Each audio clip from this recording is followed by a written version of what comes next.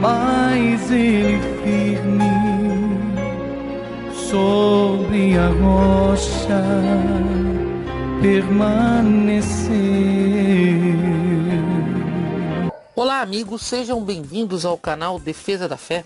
Aqui quem vos fala é seu amigo, seu irmão em Cristo, irmão Medeiros. E esse vídeo é um complemento do vídeo anterior. O Thiago Lima fez novamente um vídeo a respeito de Enoque. E ele até quis aprofundar um pouco, então nós também vamos aprofundar mais sobre a questão. Eu gostaria já, antes de começar o vídeo, pedir para você se inscrever e ativar o sininho de notificação para todos, para o YouTube avisar você quando chegar vídeo novo. Também quero pedir para você deixar um like e compartilhar o vídeo, assim você nos ajuda a evangelizar as pessoas. E elas podem, assim, receber o evangelho genuíno e verdadeiro. E sem demora, segue para o vídeo. Aproximadamente 300 anos após a morte de Cristo, surgiu enfim o catolicismo romano. No princípio, eles perseguiam e acabavam com os próprios cristãos, aqueles os quais eles chamavam de os seguidores da seita do Nazareno. Porém, como o trabalho dos apóstolos foi realmente excelente, cada vez mais surgiam mais e mais seguidores de Cristo. Assim, com uma ideia mirabolante, um dos imperadores de Roma, chamado de Constantino, misturou o paganismo romano com os ensinamentos judaicos e também com ensinamentos do próprio Cristo e dos apóstolos, formando então a religião universal. Muito bem, como você acabou de acompanhar aí, em primeiro lugar, nós precisamos entender essa história de Constantino, concílio e Igreja Católica. Concílio e Constantino eu não vou conseguir aprofundar muito. Esse vai ser um tema para o próximo vídeo. E, inclusive ele falou no vídeo que a Igreja Católica queimou Bíblias e tal. Isso também é um tema para o próximo vídeo. Nós vamos descobrir o que foi que a Igreja Católica queimou de verdade. Contudo, quando se fala em Igreja Católica, quem defende que foi Constantino que fundou a Igreja Católica carece de uma base histórica. Primeiro que não há documentos falando a respeito disso. Os únicos documentos que encontramos do período pós-apostólico são os documentos da patrística.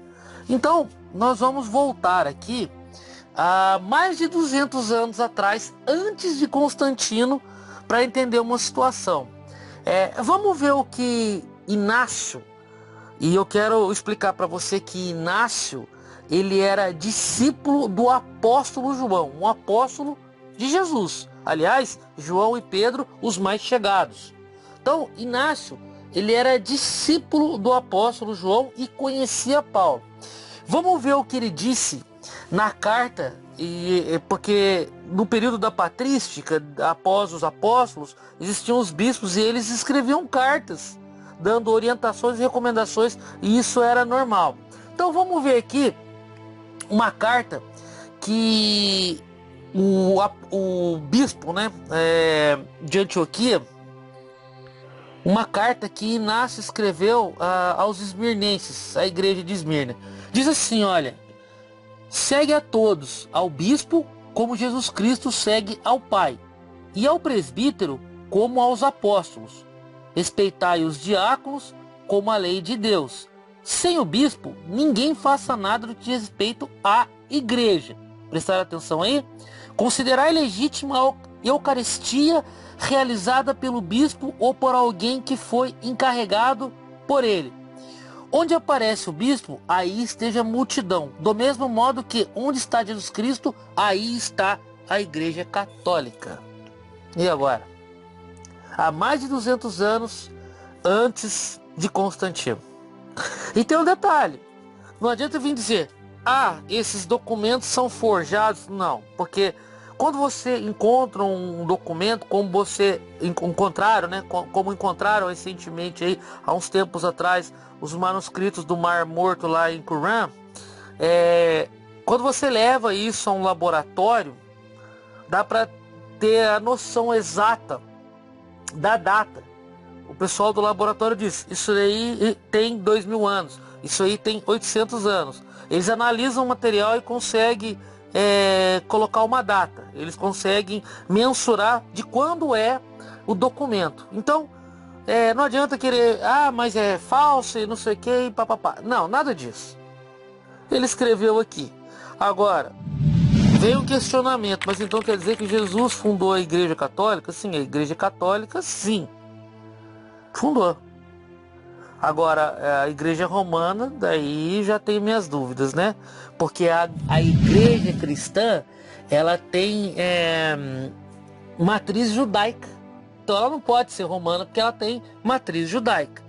Contudo, quando fala Igreja Católica, significa universal, ou seja, para todos os povos, tanto judeus como gentios. Segue mais um vídeo.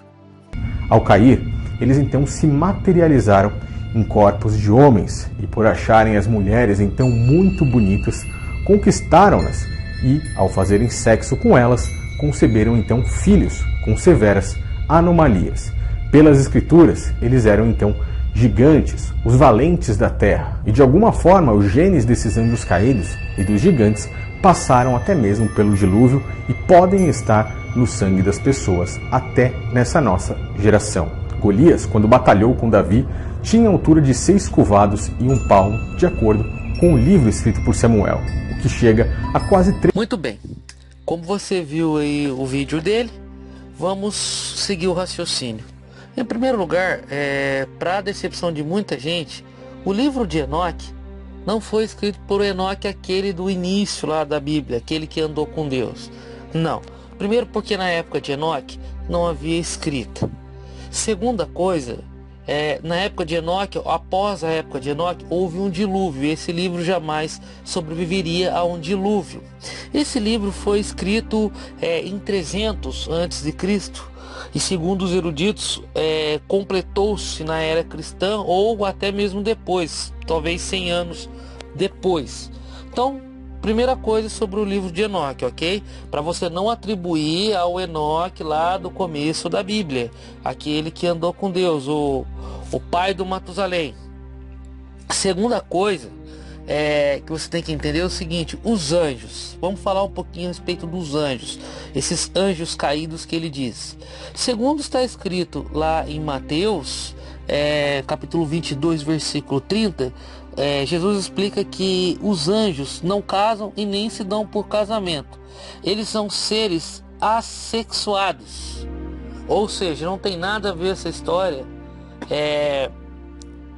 dos anjos terem relacionamento sexual.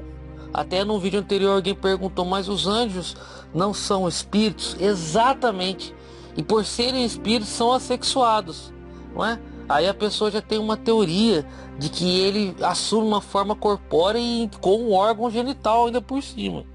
Sem comentários, né? Nem vou estender muito o assunto. O próprio Jesus explicou, fica claro. Terceira coisa, ele falou a respeito dessas anomalias, não é? E no vídeo integral dele, ele fala que ele faz uma separação, né, dos Néfilins, gigantes e tal, né? E ele até citou o Golias. E ele diz também que acharam esqueletos de gigantes de 5, 6 metros, por aí.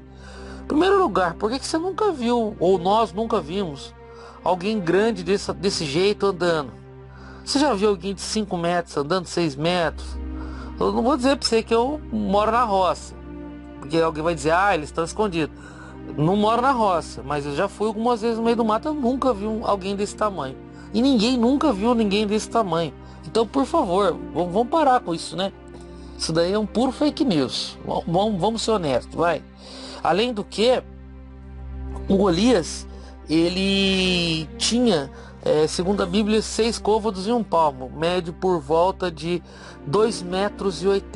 Pois bem, nós temos aqui esse inglês que você está vendo aí na tela do seu aparelho, que media 2,74 metros de altura, praticamente um Golias.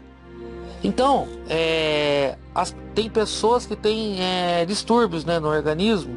Eu não quero aprofundar muito na parte da ciência, mas até medicamento é recomendado, o médico passa medicamento para parar de crescer, porque pode dar problemas. De fato, isso daí é uma anomalia, e onde a medicina, através de medicamentos, tenta equilibrar. Mas resumo, É possível um homem dessa altura, a história mostra isso. E esse inglês, o Robert Wadlow, ele não ficava escondido não, ele ficava andando na rua. Se é que ele conseguia andar, né? Porque desse tamanho aí, com certeza ele não andava muito bem não. Porém, isso não vem ao caso, ele não ficava escondido. Agora, não sei, esses gigantes de 5, 6 metros que ele descreve no vídeo dele, eu nunca vi nenhum. Você nunca viu nenhum. Ou seja, fala, mas não prova. E vamos finalizar aí com o próximo vídeo. Golias, um descendente de Mênfis, o qual a história pode ser entendida se olharmos então para o livro de Gênesis, escrito por Moisés. Ok, vamos dar uma olhada para a gente saber o que o Thiago Lima acha dos escritos de Moisés. Ele serve é um Deus de vingança, é um Deus que precisa de um tabernáculo ou um templo físico, é um Deus que precisa de dinheiro, é um Deus que não trabalha com amor, e sim com o ódio. Eu vou fazer com que vocês entendam, depois eu vou fazer um vídeo totalmente explicativo sobre Jabulon, que é Javé, o anjo Javé, aquele que se encontrou com Moisés nessa ardente e passou várias instruções ao povo hebreu enquanto eles estavam no deserto. Perceba lá, leia novamente em Gênesis, em Êxodo, que não era o próprio Criador, e sim um anjo, ok? Anjo que fez coisas e passou coisas a Moisés, meio que incoerentes às verdadeiras coisas do Criador. Um anjo que pedia sacrifícios de animais, um anjo que pedia a construção de um local físico, e um anjo, assim como Salomão, declarou ali para todos, um anjo que vivia nas trevas, ok? Esse é um deles. Pois é, no mínimo contraditório, né, pessoal? Mas agora a opinião é sua. Deus abençoe e até o próximo vídeo. E aquele que ouviu a palavra de Deus, mas não viveu, sobre areia construiu e sua vida deu.